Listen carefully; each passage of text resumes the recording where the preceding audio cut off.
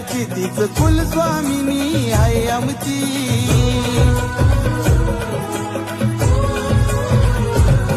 भेट घेऊन she I तुझे माहेराची तरताव एक एक पायरी देवलाची.